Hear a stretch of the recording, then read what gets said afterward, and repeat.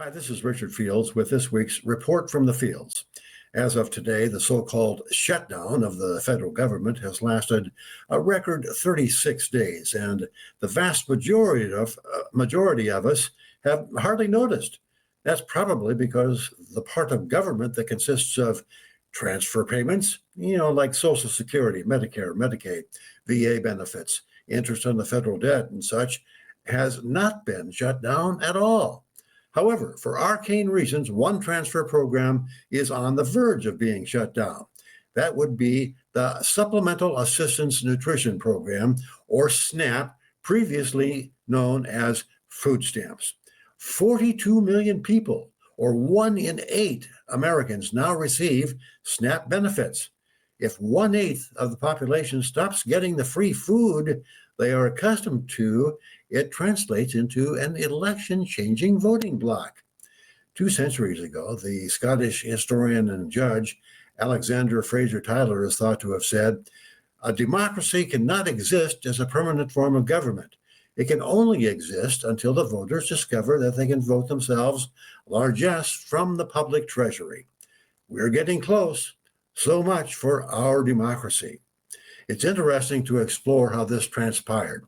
Back in the 1930s, during the government-caused Great Depression, farmers had produce they could not make a profit on at prevailing market prices. Meanwhile, urban consumers were lining up at soup kitchens to avoid going hungry. In an unholy deal between farm state congressmen and urban congressmen, the precursor of food stamps was started. Artificial demand for food commodities was created by giving urban poor people stamps which could be used to buy food. Grocers could in turn get reimbursed by the government for the stamps. Win-win for farmers and needy consumers, at the expense of taxpayers who paid to buy the stamps, plus a healthy bonus for the bureaucrats hired to administer the program. That program ended in 1943, but was revived by who else? Lyndon Johnson, as part of his Great Society welfare programs. The cost has risen from about $30 billion per year in the 1970s to $145 billion during the government-forced economic shutdown during the pandemic. Emergency spending measures during the pandemic have not ended, of course. What we have here is a perfect illustration of the cycle of government creating a problem and then implementing unwise policies to fix the problem, thus creating even more problems.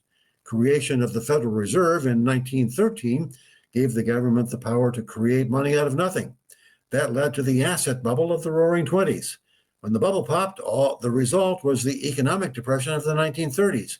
And of course, the government tried to fix the ensuing problems of poverty with FDR's New Deal welfare programs, one of which was food stamps.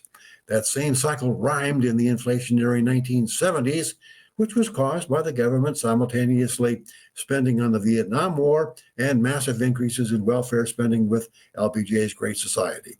In this century, we're seeing it again with two Fed-fueled asset bubbles, the real estate bubble of 2008 and the pandemic spending bubble of 2020.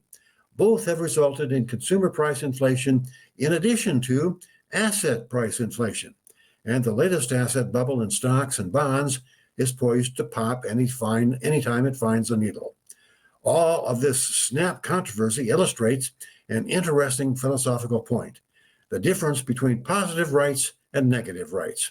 Negative rights are well expressed by the Bill of Rights.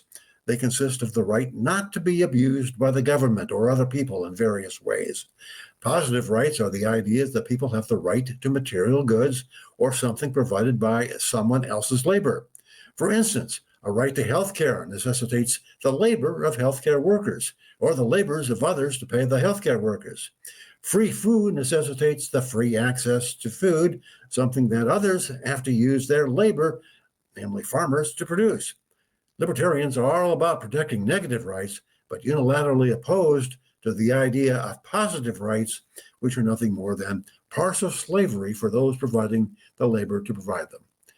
Will fear of alienating the 42 million people who depend on SNAP end the government shutdown? On the other hand, reopening the government will mean that the House will have to reconvene and swear in the most recently elected member of that body. That would be Adelita Grijalva, who has promised to be the needed 218th signature on Thomas Massey's discharge petition to force a vote on releasing the Epstein files, and embarrassing a lot of powerful men in both politics and the upper echelons of the business world. Which fear will prevail? As the Chinese curse predicts, we are living in interesting times. I'm Richard Fields, and that's this week's Report from the Fields. See you again next week.